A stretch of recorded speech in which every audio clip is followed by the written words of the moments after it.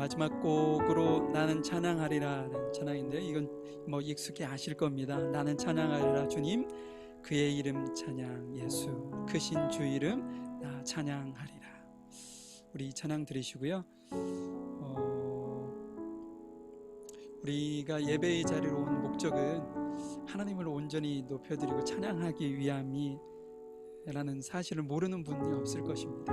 이 시간 하나님, 제가 주님 앞에 찬양하고 또 기도하고 또 여러 가지 모습으로 하나님 앞에 기도를 올려드리고 이 모든 예배의 행위가 오직 주님을 높여드리고 주님만이 영광 받으시는 귀한 시간이 되기를 소망합니다. 이런 마음으로 좀 기도해 주시고, 이 시간도 전 세계에 흩어져서 하나님을 찬양하고 예배하는 이들이 있습니다. 그들 또한 하나님께서 정말 찾으시는 예배자로 주 앞에 온전히 세워지고 하나님께서 영광 받으시기를 소망합니다.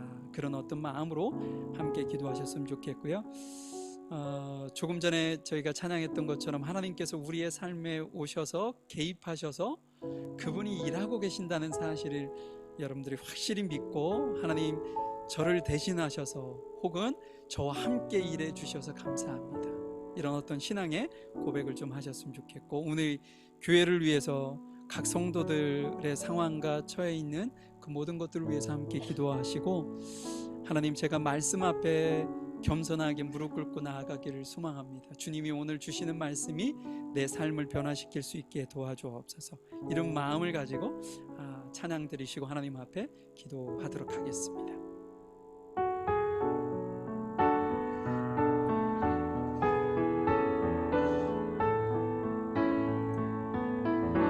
나는 찬양하리라 주님 그 이름 찬양 예수 크신 주 이름 나 찬양하리라.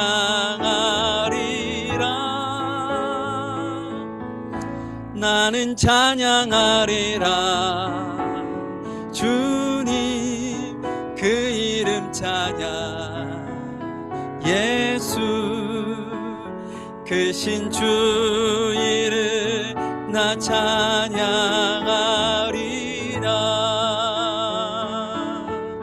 나는 영광 돌리리 주께 영광의 이름 예수 크신 주 이름 나 찬양하리라.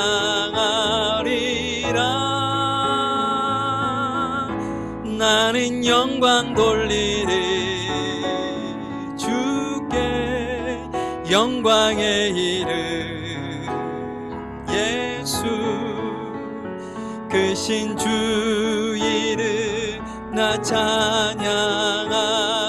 우리 2절 다시 한번 찬합니다. 나는 영광 돌리리 나는 영광 돌리리 주께 영광의 이름 예수 크신 주 이름 나 찬양하리라.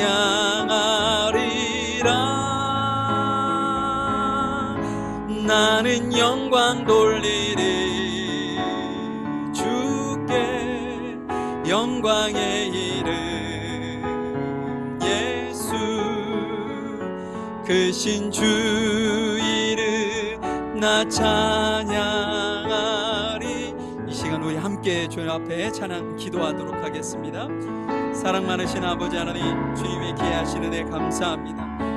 매 순간순간마다 하나님께서 아버지 하나님이 저희들의 모습을 통해 영광 받으시고 주의 영광을 위하여 온전하게 저희들을 사용하시는 아버지 하나님, 주님의 귀하신 은혜 너무나도 감사합니다. 아버지, 주께서 저희들을 통해서 영광 받으시고 영과 진리로 예배하는 자들을 찾으시는 주님 앞에 이 시간 저희들의 마음과 생각과 뜻과 정성을 들여 주 앞에 예배하며 나아갈 수 있도록 인도하시는 아버지 하나님 감사합니다. 주님, 오늘도 전 세계에 흩어져 하나님을 예배하고 하나님을 찬양하고 주 앞에 온전하게 기도를 드리는 그 모든 주님의 귀한 백성들의 예배를 받아주시고 아버지, 그들 모두가 주님 앞에 하나님께서 찾으시는 예배자로 주 앞에 세워지기에 부족함이 없도록 아버지 도우시고 역사하시고 인도하여 주시기만을 간절히 주님 앞에 기도하고 간구함을 드립니다. 또한 온전히 하나님, 저희들의 삶 가운데 주관하시고 함께 하시는 주님의 은혜를 감사합니다. 주님, 저희들의 삶 가운데 주님께서 도우시고 인도하시고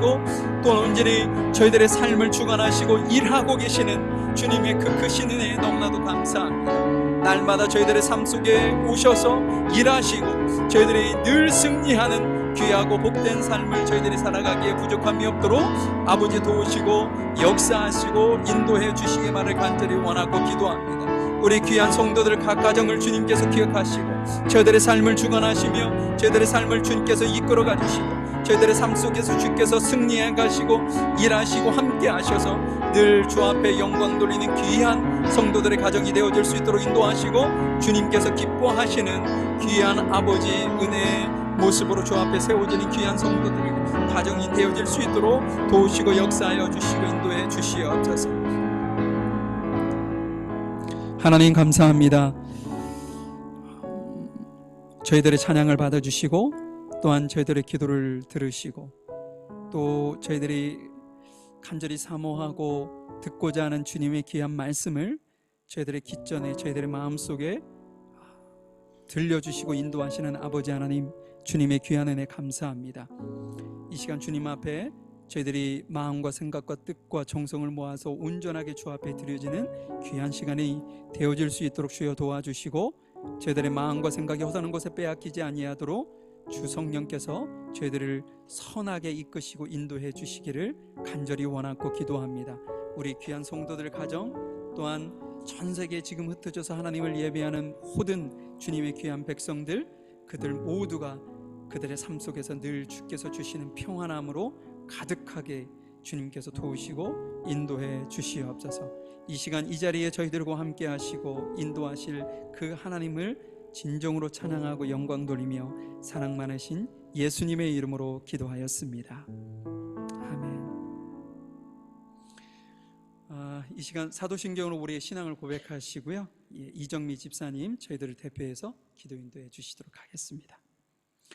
전능하사 천지를 만드신 하나님 아버지를 내가 믿사오며 그 외아들 우리 주 예수 그리스도를 믿사오니 이는 성령으로 잉태하사 동정녀 마리에게 나시고 본디오 빌라도에게 고난을 받으사 십자가에 못 박혀 죽으시고 장사한 지 사흘 만에 죽은 자 가운데서 다시 살아나시며 하늘에 오르사 전능하신 하나님 우편에 앉아 계시다가 저희로서 산자와 죽은 자를 심판하러 오시리라. 성령을 믿사오며 거룩한 공예와 성도가 서로 교통하는 것과 죄를 사하여 주시는 것과 몸이 다시 사는 것과 영원히 사는 것을 믿사옵나이다. 아멘. 우리의 생사화복을 주관하시는 하나님 아버지, 여호와 외에 누가 하나님이시겠습니까? 하나님은 우리의 견고한 요새시며 우리를 온전한 곳으로 인도하여 주십니다. 삶이 지칠 때마다 이 지내는 매일의 일상이 기적임을 깨닫고 그럴 때마다 얼른 말씀 앞에 나가 생기를 얻고 어리석음을 깨우치고 마음의 기쁨을 얻어 주 앞에 견고히 서 있게 하여 주시옵소서. 오늘도 오광영 목사님께서 전하시는 권세 있는 말씀이 저희 모두에게 은혜가 넘치게 하여 주옵소서. 예배 준비로 분주한 손길마다 다 기억하셔서 몇십 배로 다 갚아주시옵소서. 이 모든 말씀 예수님의 이름으로 기도합니다.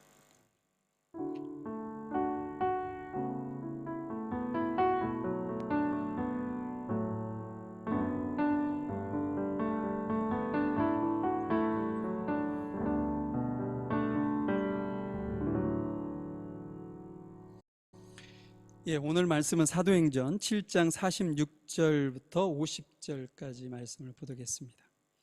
사도행전 7장 46절에서 50절까지 오늘은 최원종 형제가 나오셔서 읽어주실 텐데요, 우리 다 함께 일어나셔서 주 앞에 말씀을 받도록 하겠습니다. 다윗이 하나님 앞에서 은혜를 받아 야곱의 집을 위하여 하나님의 처소를 준비케 하여 달라 하더니 솔로몬이 그를 위하여 집을 지었느니라. 그러나 지극히 높으신 이는 손으로 지으신 곳에 계시지 아니하나니 선지자의 말한 바 주께서 가라사대 하늘은 나의 보좌요 땅은 나의 발등상이니 너희가 나를 위하여 무슨 집을 짓겠으며 나의 안식할 처소가 어디뇨 이 모든 것이 다 내 손으로 지은 것이 아니냐 함과 같으니라. 지난주에 간단하게 살펴본 내용인데 제가 봤을 때는 아주 중요한 말씀이라서 한 번 더 여러분들과 이 말씀을 나눠보려고 합니다.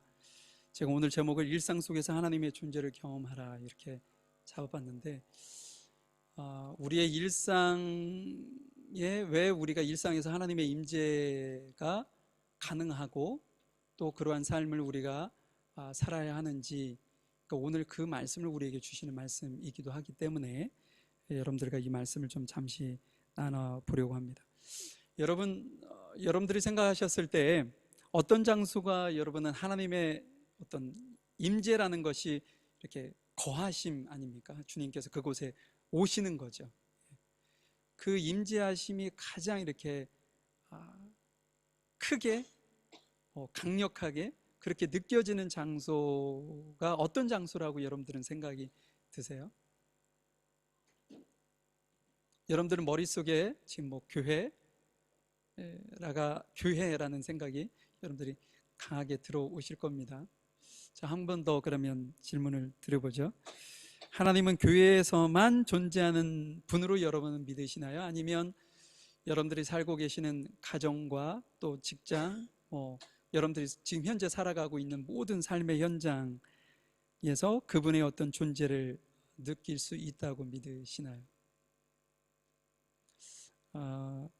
당연히 여러분들 그렇게 믿으실 거라고. 두 번째, 교회뿐 아니라 우리가 살아가고 있는 모든 삶의 현장에 하나님의 어떤 존재가 느껴지고 그것을 경험하고 그것을 강하게 느끼며 여러분들이 그렇게 살 수 있다, 그렇게 살아가고 있다, 이렇게 여러분들이 말씀하실 수 있을 것입니다.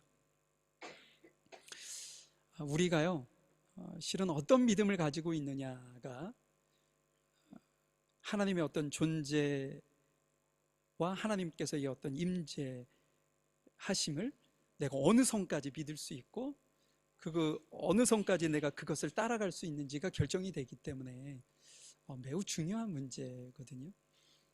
그래서 우리의 어떤 생각, 말, 행동, 그것이 내가 무엇을 믿고 있느냐, 하나님을 어떤 존재로 믿고 있느냐, 이거에 따라서 많은 변화가 있을 수 있다는 거죠.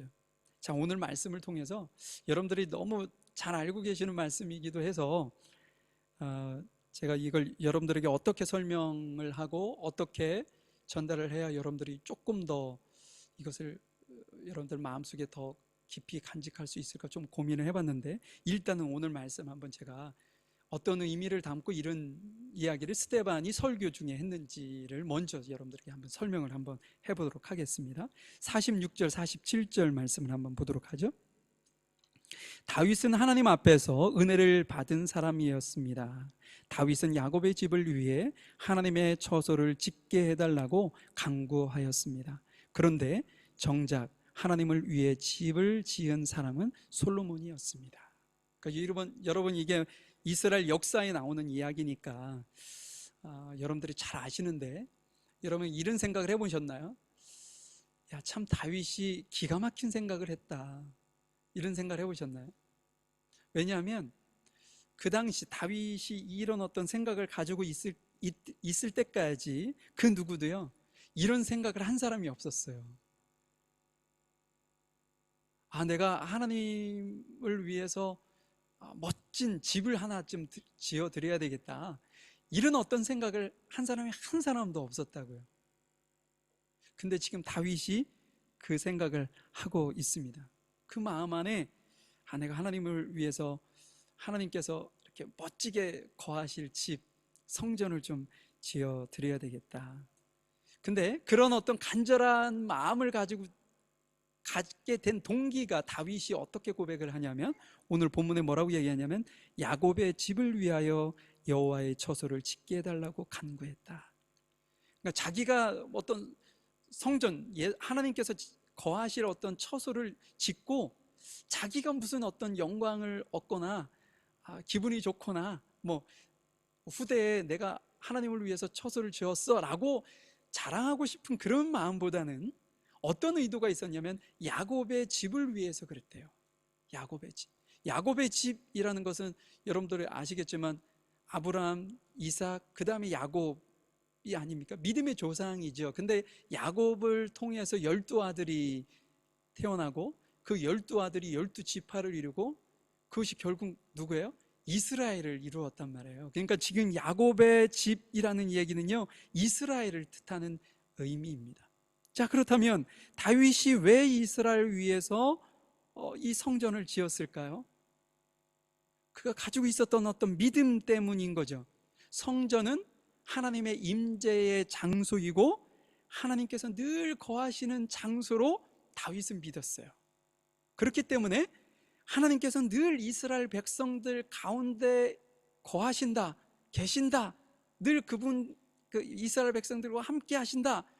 그것은 곧 다윗이 생각했을 때는 하나님께서 이스라엘 백성을 그 어떤 민족으로부터도 보호하고 지키고 축복하실 것이다 라는 믿음을 다윗이 가지고 있었기 때문에 이스라엘을 위해서 성전을 짓기로 마음을 먹었던 것이죠. 여러분, 예전에 그 다윗이 그 이스라엘의 언약궤가 있었잖아요. 그 언약궤, 법궤라고도 하는데 그 언약궤가 예전에는 예루살렘 성 안에 있지 못했었어요. 블레셋에게 빼앗겼다가 다시 그 이스라엘 땅으로 왔지만 그걸 그냥 방치해 뒀다고요. 근데 어느 날 봤더니 그것이 그 언약궤가 있는 곳에 하나님께서 축복하신다는 소리를 듣게 돼요. 그래서 다윗이 그것을 어디로 가져옵니까? 다윗성으로 가져오죠. 그것이 이제 예루살렘 성이었던 거예요. 그때 다윗이 예루살렘 성으로 들어오는 그 언약궤를 바라보면서 어떻게 해요? 바지가 내려가는지도 모르고 덩실덩실 춤을 추는 장면이 역사 속에 등장합니다. 그것이 너무나도 기쁘고 그것이 축복된 일이라고 그가 생각했었던 거죠. 그것을 여러분들 연상하시면서 생각하시면서 다윗이 그러한 어떤 생각을 가지고 지금 성전을 지으려고 했었구나 라는 것을 여러분이 기억하시면 좋을 것 같아요. 그러면 하나님께서 임재하셨던 어떤 역사가 쭉 흘러가면서 하나님께서 임재하시는 장소가 자꾸 바뀌었어요. 그걸 한번 잠깐만 살펴보도록 하죠. 하나님께서 가장 먼저 선택한 임재의 장소는 어디였느냐? 에덴 동산이었습니다. 에덴 동산에 하나님께서 아담과 하와를 지으시고 그곳에 어떻게 해요? 아담과 하와에게 자신을 드러내시고 심지어 아담과 하와와 함께 거닐기도 하시죠. 함께 그들과 함께 교제하셨다는 거예요. 그러나 아담과 하와가 죄를 범함으로 인해서 어떻게 되나요? 하나님과 어떤 교제하던 곳, 하나님께서 임재하셨던 그 임재의 장소에서 쫓겨나게 되고 더 이상 다시는 그곳으로 갈 수 없는 상황으로 가게 되었다는 거죠. 자, 그 다음에 하나님께서 그렇게 파괴지었던 하나님의 임재의 장소를 두 번째로 선택한 것이 어디냐? 그 시내산입니다. 시내산에 하나님께서 선택된 어떤 그 사람, 모세였죠. 모세를 부르셔서 그곳에서 하나님께서 만나주시고 그곳에서 말씀을 하셨습니다. 근데 모세는 하나님을 만나기 위해서 임재의 장소인 시내산에 오르기 위해서 40일이 필요했어요. 여러분, 하나님께서 이스라엘 백성들에게 나타나신 건 너무나 감사한데 하나님의 임재를 경험할 수 있는 장소로는 너무나도 불편한 곳이 시내산이었던 거죠. 왜냐? 시간도 많이 필요하고요, 특별한 사람만이 그곳에서 하나님의 임재를 경험할 수 있었기 때문이에요. 그래서 하나님께서 다른 방법을 선택하신 것이 뭐냐? 성막이라는 것을 이렇게 짓도록 모세에게 명령을 합니다. 성막 뭐 텐트 이렇게 생각할 수 있는데, 하나님께서 이스라엘 가운데, 이스라엘 백성들 가운데 자신을 드러낼 수 있는 공간으로 성막이라는 텐트를 짓게 만들었다는 거죠. 텐트다 보니까 이동이 가능하잖아요. 그래서 이스라엘 백성들이 진을 치면 광야 생활에서 그 중앙에 성막을 이렇게 텐트를 치게 하고, 그곳에서 하나님께서 이스라엘 백성들과 교감하셨다는 거예요. 그리고 떠나실 때는 어때요? 이스라엘 백성들이 이동할 때 텐트를 다 접어서 다시 그 텐트와 법궤가 같이 이동을 했다는 거예요. 어찌 보면 이제는 이스라엘 백성들과 더욱더 가까이 하나님께서 오실 수 있는 기회가 되었다는 거예요. 그런데 다윗이 그때 이런 생각을 했던 거죠. 뭐냐? 하나님이 성막이라는 초라한 곳에 있는 것이 마음이 아팠던 거예요. 그래서 다윗은 어떤 생각을 하냐면, 좀 전에 여러분들에게 말씀드렸던 것처럼 정말 아름답고 웅장하게 하나님께서 거하실 집을 좀 짓자, 이런 마음을 그가 갖게 되었고,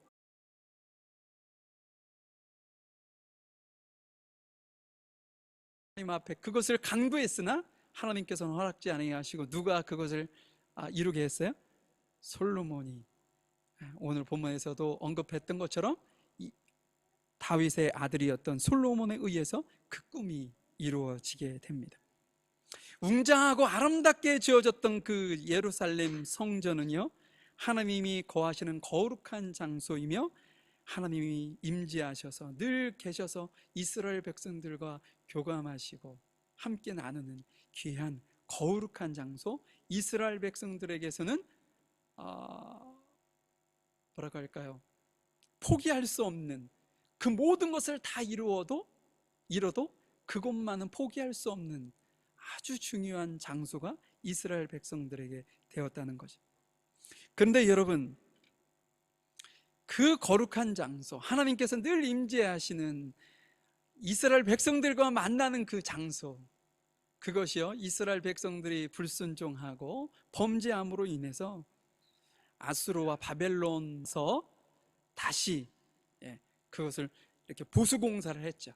그래서 예전의 모습은 아니었지만 그래도 윤곽으로는 예전의 모습을 되찾게 만들었습니다.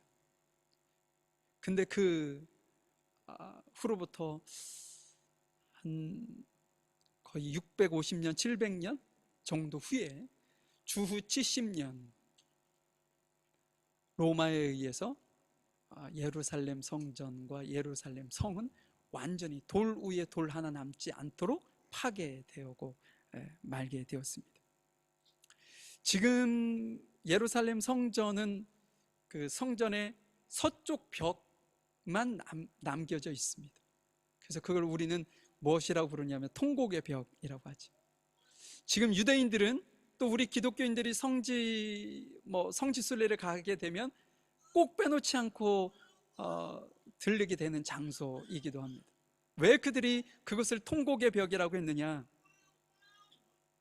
그들이 그 성전을 하나님께서 임재하시는 거룩한 장소로 생각했는데 이방인들에 의해서 처참하게 파괴된 그것에 얼마나 참담함을 느꼈겠어요. 그러니까 그 아픔, 또 전쟁을 통해서 우리의 조상들이 남의 나라의 종으로 잡혀가고 그곳에서 고통당하고 슬퍼했던 그 상황을 기억하게 되니 눈물이 안 날 수가 없죠. 그리고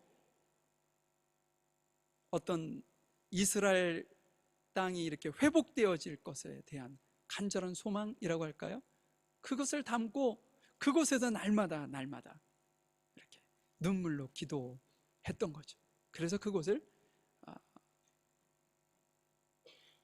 우리가 그렇게 통곡의 벽이라고 이렇게 이름을 붙이게 되었다는 거죠. 여러분, 제가 지금까지 하나님의 임재하시는 장소가 이렇게 바뀌어 오는 것을 말씀을 드렸어요. 근데 예수님께서 오셔서 그 장소를 한 번 더 바꾸십니다. 그걸 한번 제가 여러분들에게 말씀을 한번 드려보죠. 48절 50절까지 한번 제가 보겠습니다. 하지만 예언자가 말한 것처럼 가장 높으신 하나님께서는 사람이 손으로 지은 집에 살지 않으십니다. 주님께서 말씀하셨다. 하늘은 내 보좌요 땅은 내 발판이다.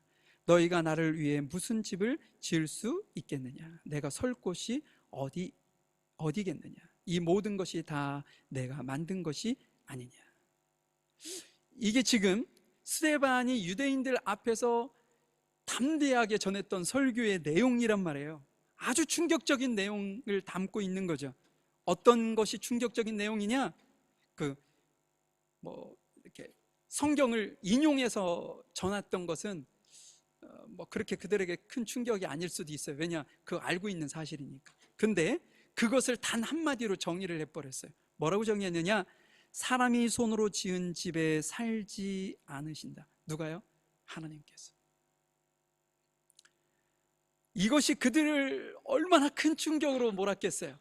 심지어는 자신들을 모욕하는 것으로, 이스라엘 백성들 전체를 모욕하는 것으로 그들이 생각했을 거예요. 그래서 그들이 지난주에 우리가 살펴본 것처럼 어떻게 했나요? 스데반을 죽일 수밖에 없었던 거예요.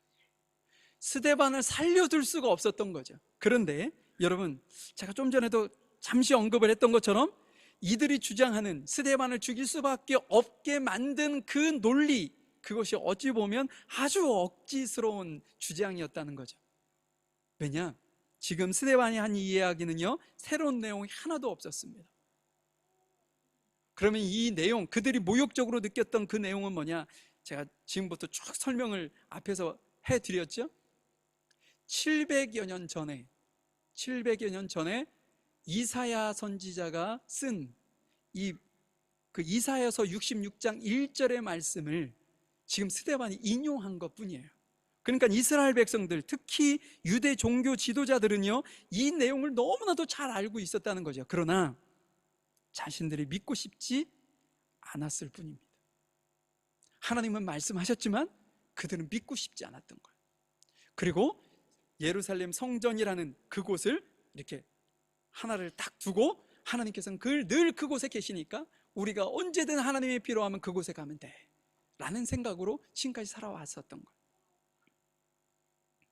자, 그렇다면 스데반이 말한 사람의 손으로 지은 집에 살지 않으시겠다고 하셨던 이 말씀의 의미가 도대체 무엇이길래 그들이 그렇게 화를 내고 스데반을 죽일 수밖에 없었던 거냐라는 거죠.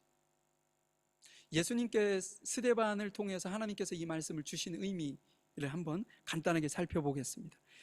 요한복음 2장 19절 말씀에 이런 말씀이 있어요. 예수님께서 하신 말씀인데, 예수님께서는 이 성전을 허물라고, 그러면 내가 3일 만에 이것을 다시 세우겠다라고 대답하셨습니다. 여러분, 이 장면이 어떤 때 예수님께서 하셨던 건지 기억나시나요? 예수님께서 제자들과 함께 성전에 오르십니다. 근데 성전에 가봤더니 거기 어떤 사람들이 있었던 거예요?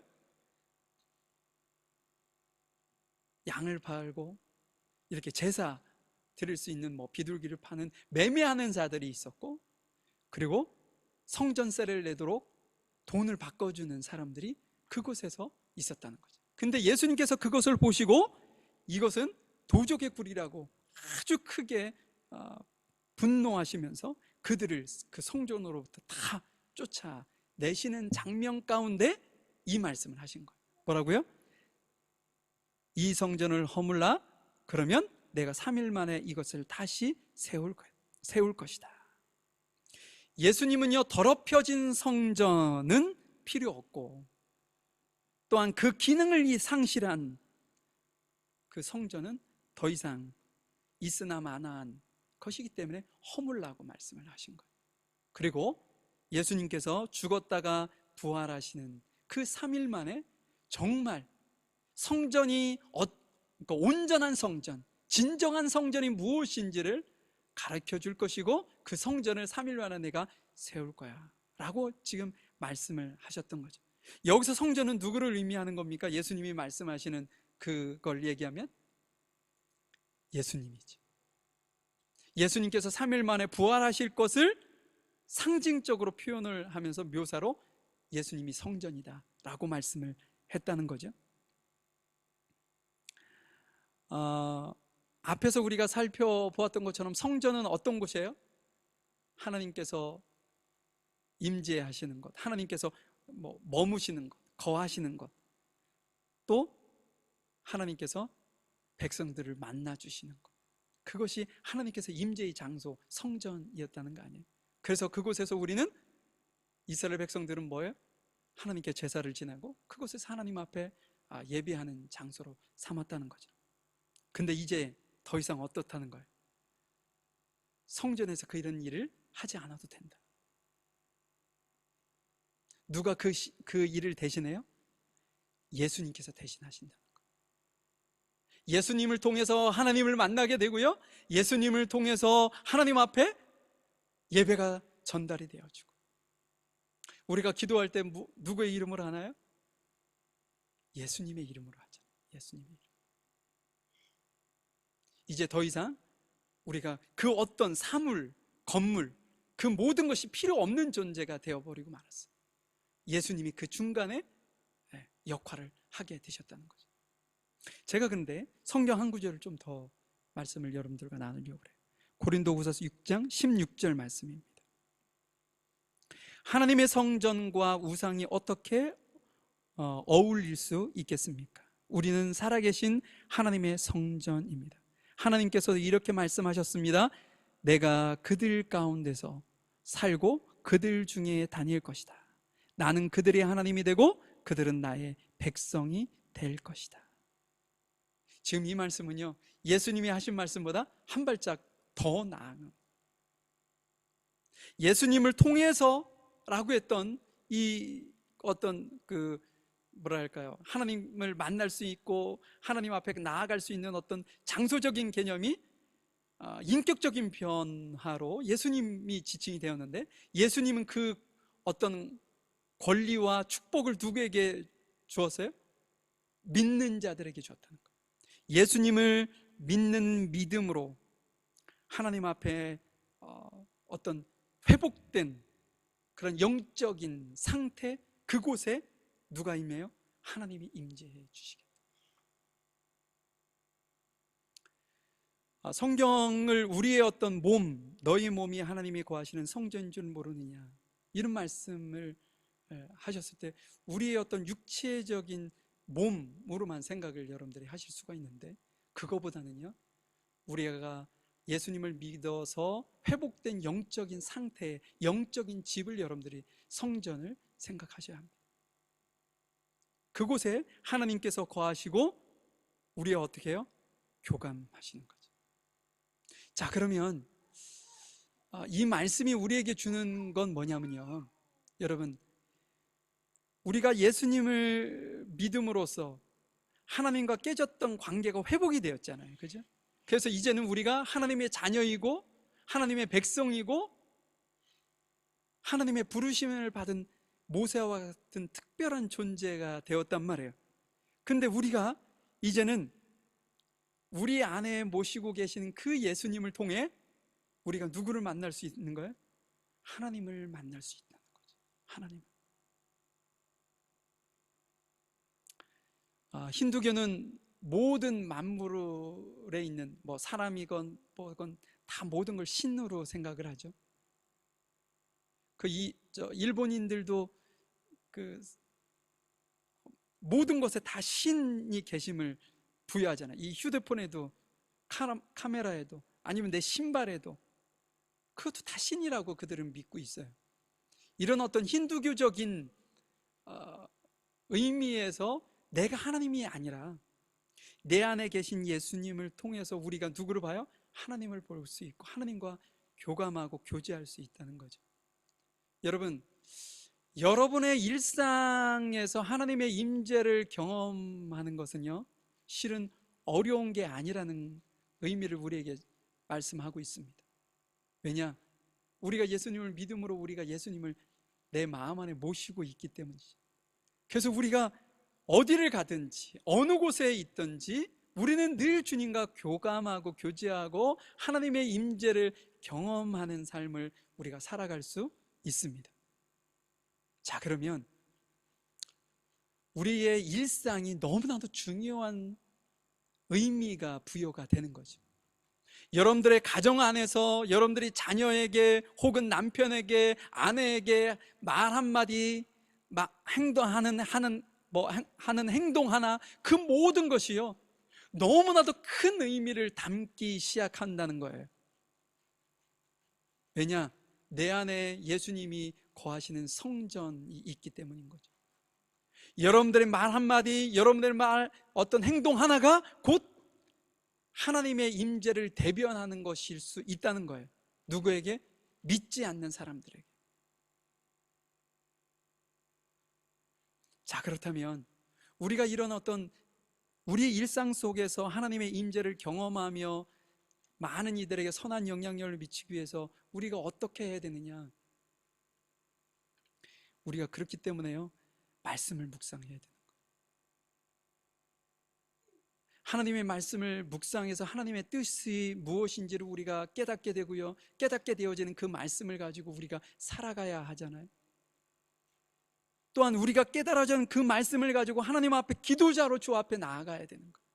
그래서 말씀을 묵상하고 기도하고 또한 하나님 앞에 예배하는 이 모든 것은요, 우리가 일상에서 하나님의 임재를 경험하게 만드는 아주 명확하게 어떤 하나님의 임재를 경험할 수 있도록 우리를 이끌어 가시는 원동력이 되어진다는 거예요. 여기 한 가지 더 첨가를 하자면, 여러분, 우리가 성도 간의 교제가 너무나도 중요합니다. 하나님께서 우리에게 그 히브리서 이런 말씀하셔서 성도 간에 서로 돌아보고 사랑과 선한 행실을 격려하시는 말씀이 있어요. 그것을 그렇게 해야 한다. 근데 사람들은 모이기를 패하는 많은 사람들이 있다. 근데 저는 너희들은 절대로 그러지 마라. 이 말씀을 하시면서 우리가 교회 안에 모여서 하나님 앞에 예배하고 무엇인가 말씀을 배우고 그런 어떤 모임 자체를 패하는 것을 엄히 그렇게 하지 말라고 얘기를 하시면서 우리에게 성도 간의 교제, 서로 위로하고 서로 격려하고 힘든 일이 있으면 서로 돕고 말이죠, 함께 모여서 주 앞에 예배하게 만들고, 이런 어떤 공동체의 교제를 하나님께서 원하신다. 우리가 모여서 하나님 앞에 온전한 그러한 사랑과 그런 것을 실천할 때 우리가 그곳에서 하나님의 임재를 경험할 수 있기 때문입니다. 우리의 능력이 아니라 하나님께서 주시는 마음으로 그러한 일을 할 수 있기 때문인 거죠. 자, 오늘 스데반을 통해서 이스라엘 백성들에게 전한 사람의 손으로 지은 곳에 하나님께서 거하지 않으신다. 그것은 곧 하나님께서 지으신 곳에 거하신다. 하나님께서 지으신 곳이 누구예요? 우리죠. 우리 마음 안에 주님께서 임재하셔서 하나님을 만나게 하시고, 우리가 주님 앞에 묵상할 때 주의 음성을 듣게 하고, 우리가 기도할 때 주님의 어떤 마음을 깨닫게 하고 말이죠. 이러한 어떤 우리의 일상에서 하나님께서 이끌어 가시는 인도하심이 다른 곳이 아닌 내 안에 주님께서 직접 역사하고 계신다 라는 사실을 여러분들이 꼭 기억하시고, 우리 일상에서 하나님의 임재를 경험하시는 놀라운 축복을 여러분들이 누리 임재를 경험하시는 놀실 수 있기를 간절히 소망해 봅니다. 우리 잠시 기도할까요?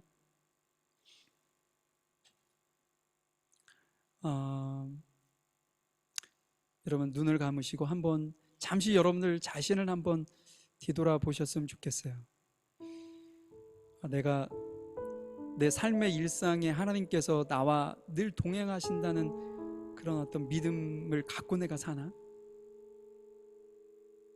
내가 그러면 그러한 믿음을 갖고 살았을 때 내가 쉽게 내뱉는 말, 쉽게 하는 행동, 이런 것을 내가 주님을 의식하고 내가 지금 하고 있었나? 여러 가지들을 주님, 여러분들 스스로에게 질문해 보실 수 있기를 바랍니다. 하나님, 제가 지금까지 그렇게 살지 못했네요. 내 머릿속에는 내가 하나님이 거하시는 성전이라고 고백은 하지만 내가 내 삶에는 전혀 동떨어진 제가 삶을 지금까지 살아왔음을 고백합니다. 여러분들이 이런 어떤 고백과 여러분들의 어떤 우리의 지금까지 곁길로 갔었던 잘못된 부분들을 주님 앞에 이 시간 잠시 내려놓으면서 묵상으로 잠시 기도하도록 하겠습니다.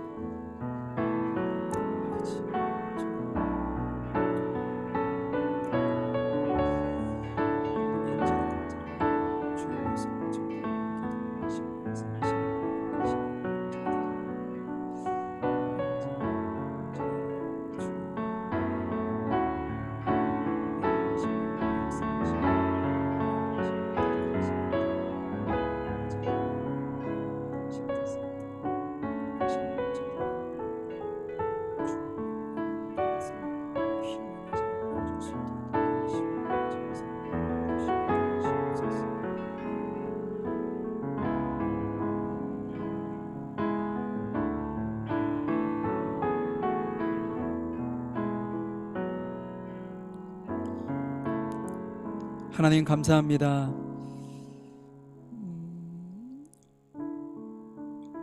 우리 존재가 너무나도 존귀한 존재이고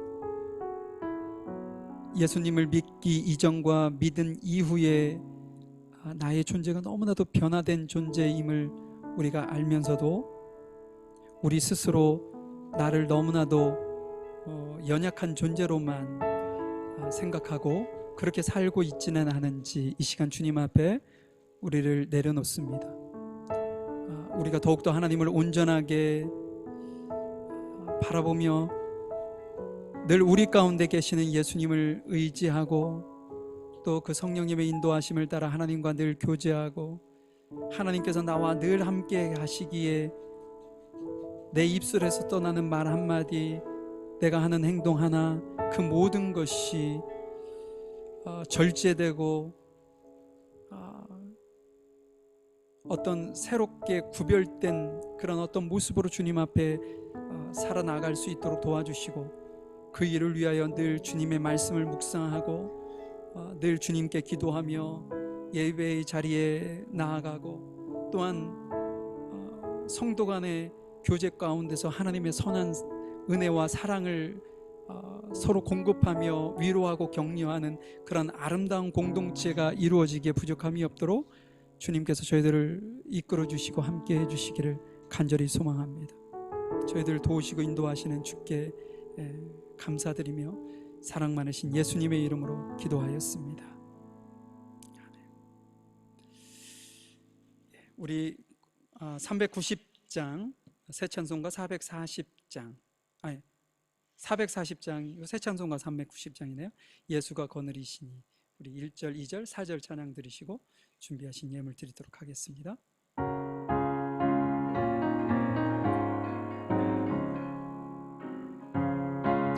예수가 거느리시니 즐겁고 평안하구나.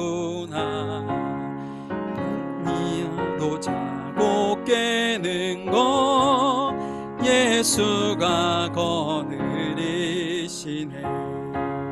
주 날 항상 돌보시고 날 친히 거느리시네. 주 날 항상 돌보시고 날 친히 거느리시네. 때때로 괴로움 당하면 때때로 기쁨 누리네. 풍파 중에 거치시고 평안히 인도하시네. 주 날 항상 돌보시고 날 친히 거느리시네. 주 날 항상 돌보시고 날 친히 거느리시네. 이 세상 이별할 때에 마귀의 권세 이기네.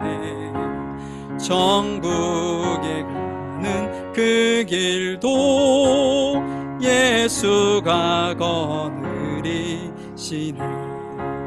주 날 항상 돌보시고 날 친히 거느리시네.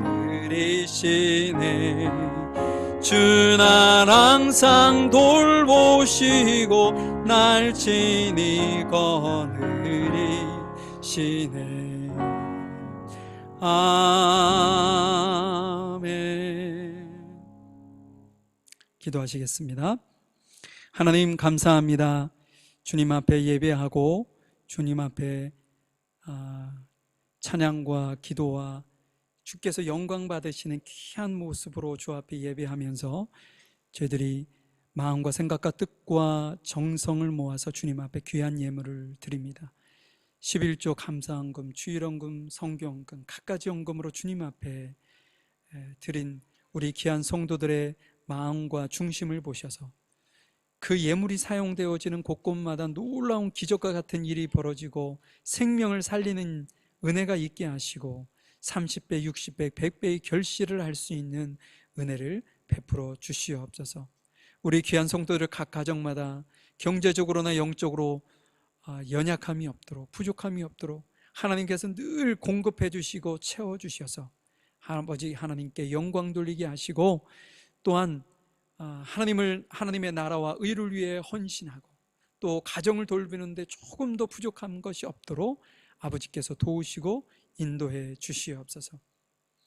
지금은 우리 주 예수 그리스도의 크신 은혜와 아버지 하나님의 무한하신 사랑하심과 성령님의 인도하시고 내주하시고 교통하심이 우리의 일상 속에서 하나님과 동행하고 하나님과 늘 거하는 그러한 임재의 어떤 삶을 경험하며 그곳에서 하나님의 나라와 영광을 드러내며 많은 이들에게 주의 어떤 사랑을 공급하기를 원하는 우리 귀한 성도들 머리 위에와 이들의 가정과 사업장 일터 위에 학업위에 지금부터 영원히 함께 하시기를 간절히 축원하옵나이다.